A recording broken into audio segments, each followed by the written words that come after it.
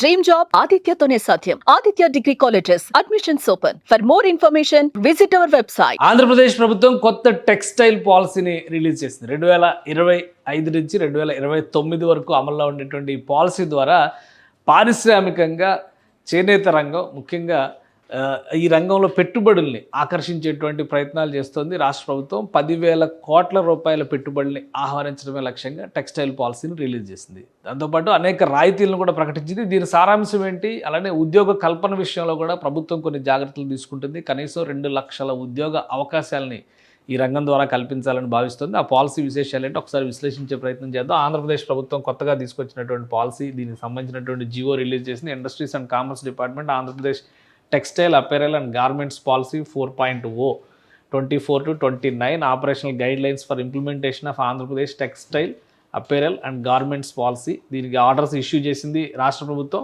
So ఇందులో కొన్ని అంశాలని చాలా క్లియర్గా మెన్షన్ చేసింది. దీని ప్రకారం ఏంటంటే రాష్ట్రంలో పెట్టుబడులు పెట్టేందుకు వచ్చేటువంటి గార్మెంట్స్ ఇండస్ట్రీలో ప్రధానంగా వస్త్ర రంగంలో, వస్త్ర వ్యాపార రంగంలో ఇన్వెస్ట్మెంట్స్ పెట్టేందుకు వచ్చేటువంటి వాళ్ళకి ప్రోత్సాహకాలు ఇవ్వడమే లక్ష్యంగా దీన్ని రూపొందించారు. దీనిలో ఎంటర్‌ప్రెన్యూర్‌షిప్‌ని ఎంకరేజ్ చేయడం అనేది కూడా మరొక ముఖ్య అంశంగా రాష్ట్ర ప్రభుత్వం చెబుతుంది. ఇది textile apparel and garments policy 24-29. దీనికి సంబంధించినటువంటి కొన్ని అంశాలు, అంటే ఇందులో ఆల్మోస్ట్ ఒక 114 పేజీల డాక్యుమెంట్ ఇది.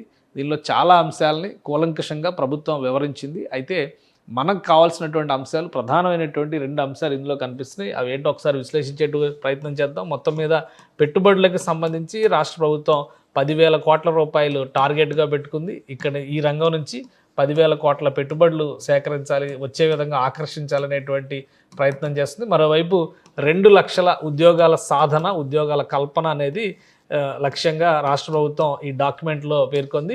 ఇక పాలసీ పరంగా చూస్తే కనుక ఓవరాల్గా రాష్ట్రంలో ఉన్నటువంటి ప్రత్యేక అవకాశాలని ఎక్స్పోజ్ చేయడం, అలానే జియో ఇండస్ట్రీస్ని, జియో ట్యాగింగ్ ఉన్నటువంటి, జియో ఐడెంటిటీ ఉన్నటువంటి ఇండస్ట్రీస్కి సంబంధించిన కళాకృతుల్ని ప్రోత్సహించడం, ప్రధానంగా ఆంధ్రప్రదేశ్లో ఉన్నటువంటి ఆప్కో వంటి, అలానే హ్యాండీక్రాఫ్ట్కి సంబంధించినటువంటి చేనేత రంగానికి సంబంధించినటువంటి విశేషాలని ఎక్కువగా ప్రాచుర్యంలోకి తీసుకొచ్చేటువంటి ప్రయత్నం చేస్తుంది. అలానే దీనిలో ఇన్వెస్ట్మెంట్స్ పెట్టేటువంటి సంస్థలకి రాయితీలను కూడా రాష్ట్ర ప్రభుత్వం అనౌన్స్ చేసింది ఈ పాలసీ పరంగా.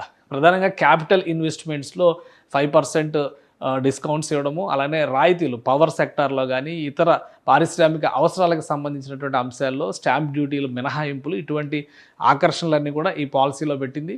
వీటిని ఇవ్వడం ద్వారా పారిశ్రామికవేత్తలని, వ్యాపారవేత్తలని ప్రోత్సహించడం లక్ష్యంగా రాష్ట్ర ప్రభుత్వం భావిస్తుంది.